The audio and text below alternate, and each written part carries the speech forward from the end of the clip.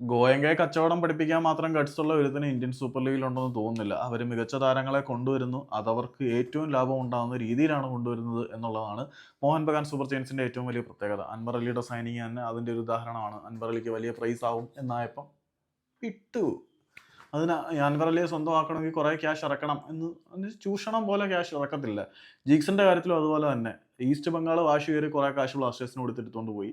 അതുപോലെ ഒരു ചൂഷണത്തിന് നിൽക്കാൻ മോഹൻ ബഗാൻ സൂപ്പർ ജയൻസ് തയ്യാറല്ല. അവർക്കെതിരെ വളരെ മികച്ച പ്രകടനം കാഴ്ചവെച്ച നവോറം റോഷൻ സിംഗ് എന്ന ബംഗളൂരു എഫ് സിയുടെ യുവതാരത്തിന് മേലെ മോഹൻ ബഗാൻ സൂപ്പർ ജയൻസിനുള്ള താല്പര്യം ഈ ഒരു സീസൺ അവസാനിക്കുമ്പോഴത്തേക്കും എല്ലാവർക്കും മനസ്സിലായതാണ്. ചർച്ചകൾ തുടങ്ങി വെക്കുകയും ചെയ്തു എന്ന് നമ്മളെല്ലാവരും അറിഞ്ഞതാണ്. ഇപ്പം ഏറ്റവും ഒടുവിൽ കിട്ടുന്ന അപ്ഡേറ്റ് അനുസരിച്ച് നവോറം റോഷൻ സിംഗിന്റെ പേഴ്സണൽ ടീംസ് എല്ലാം മോഹൻ ബഗാൻ സൂപ്പർ ജയൻസിന് യാതൊരു വിധത്തിലുള്ള പ്രശ്നമില്ല.